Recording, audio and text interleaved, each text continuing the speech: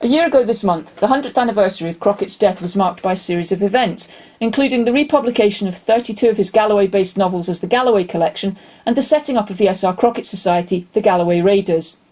1 year later, people are beginning to catch on to the Galloway novelist and enjoy his stories and their landscape all over again. You too can explore Crockett's Galloway by visiting some of the places he wrote about in his fiction. For example, April sees the reopening of Threave Castle, which closes for the winter. Accessible only by boat, this is the stronghold of the Douglas family, and is especially linked to Archibald the Grim, the 3rd Earl of Douglas.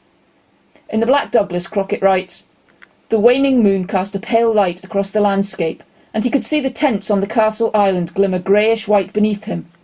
Beyond that again was the shining confluence of the sluggish river about the isle, and the dark line of the woods of Balmagee opposite."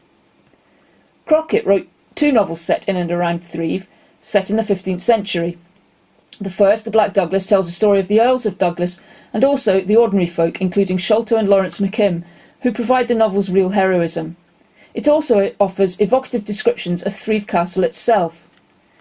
For example, he writes, "Close by the last turn of the turret staircase yawned the iron-sparred mouth of the dungeon, in which in its time many a notable prisoner had been immured. It was closed with a huge grid of curved iron bars, each as thick as a man's arm, cunningly held together by a gigantic padlock." Above all, The Black Douglas is a Gothic tale, and the supernatural is never far away. It's strangely reminiscent of Keats's poem La Belle Dame sans Merci. It's an old-style romance, with werewolves and superstition mingling with the knights and fair maidens. On Sholto's first night of guard duty, he is scared near witless. He had also a vague sense of being watched by presences invisible to him, but malign in their nature. Again and again he caught himself listening for footsteps which seemed to dog his own. He heard mysterious whisperings that flouted his utmost vigilance, and mocking laughter that lurked in unseen crevices and broke out as soon as he had passed. His feet hardly touched the stone stairs as he flew downwards, and wings were added to his haste by the sounds of fear which continued to increase. In another moment he was upon the last step of the turnpike, and at the entrance of the corridor which led to the rooms of the little Lady Margaret and Maud Lindsay.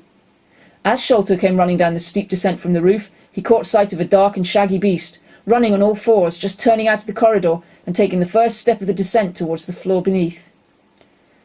Contemporary readers of The Black Douglas were warned against the horrors of the book, with critics suggesting no one who has weak nerves should touch this book, and "It is no puling, weak, milk-and-water sorcery Mr. Crockett gives us, but the black art of the deepest, most genuine kind." While we may be used to sterner stuff and find Crockett's episodic style unusual at first, the rapidly paced, almost breathless story can make your head spin as it takes you on quite a journey into the past.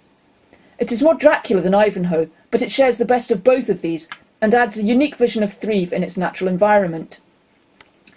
The second novel, Maid Margaret, is a sequel of sorts, told through the eyes of Margaret Douglas. In The Black Douglas we see her as a child, but in this sequel she's grown to womanhood. The Douglas-Stuart conflict is given a whole new perspective in Crockett's novel, and through Margaret we can see what it was like to be a woman in medieval times, especially one whose marriage can serve a purpose in the political arena. But Margaret is wild and petulant, more like Catherine Earnshaw in Emily Bronte's Wuthering Heights than anything else, and she brings a sense of reality to the dynastic power struggles of the time, allowing the reader to feel truly involved in an individual love story. The Siege of Threave provides an absolute high point to the story, and I would recommend it to anyone visiting Threave Castle. The chapters where Margaret and her entourage shelter in the castle's dungeon Archibald the Grim should enliven a visit to the castle, allowing the reader to imagine it in times gone past with a vividness that is often lacking when trying to imagine life back into such a ruin.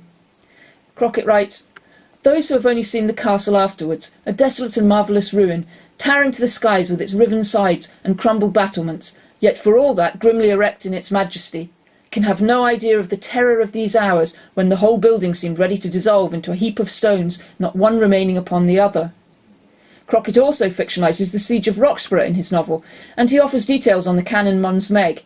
In his version it was built by the McKims, and it's used to devastating effect in the death of James II. If you want to breathe life back into Threave Castle, I can strongly recommend reading the books before or during a visit. I can think of little better on a sunny day in April than curling up in the walls of Threave Castle with a copy of either or both of these books and letting my imagination run riot. But be warned, if you don't hear voices from the past while reading Crockett at Threave, you have no romance in your soul. So if you're interested in medieval Scottish history, in the Douglas clan, or just in Threave and its place in the landscape and the history of Galloway, then reading these stories after a visit will allow you to touch the parts that cameras cannot reach. And remember, these are just two of a huge collection of fiction written by Crockett, exploring Galloway from the 15th century right up to the 20th century. So why not make this the year that you discover Crockett's Galloway?